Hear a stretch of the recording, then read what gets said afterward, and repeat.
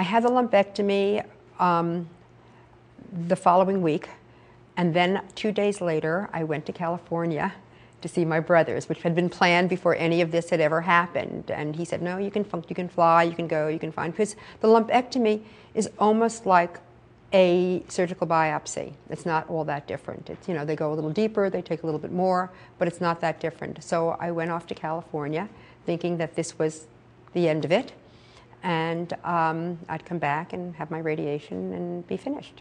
Except that's not exactly what happened. California, he called me again, never a good thing when your doctor calls you in California, and told me that I did not have clean margins and they were going to have to do a second lumpectomy.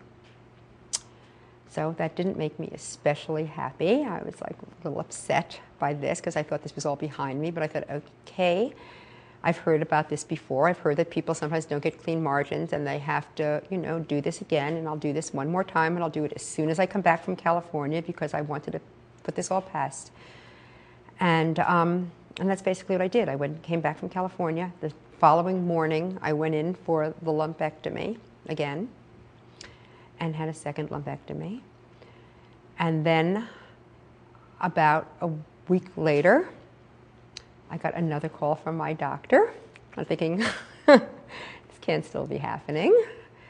And he said to me, I'm not going to believe this, but I still don't have a clean margin. I had a third lumpectomy like a week later. And thinking this better be the end of it because I can't keep doing this. This is starting to really get to me. And I was really pretty up and was really pretty positive through this whole thing. And what he said to me after the third lumpectomy, and we still didn't get a clean margin, he said, what I have is ductal carcinoma in situ, which is non-invasive, and it's just a diffusion of cells that they're not getting a clean margin. It's not a dangerous type of cancer. It's not a cancer that will spread possibly ever, but it could in 10 years become invasive breast cancer, and it's not the kind of thing you can just leave.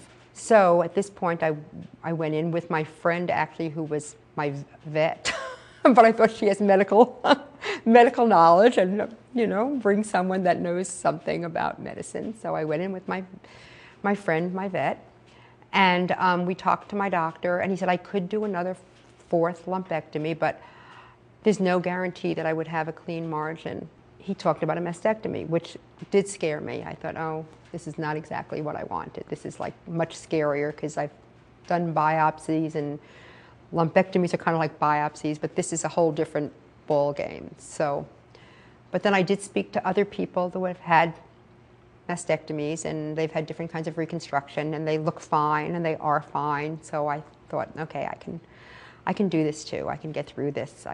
There are so many women out there that have had this and are perfectly fine.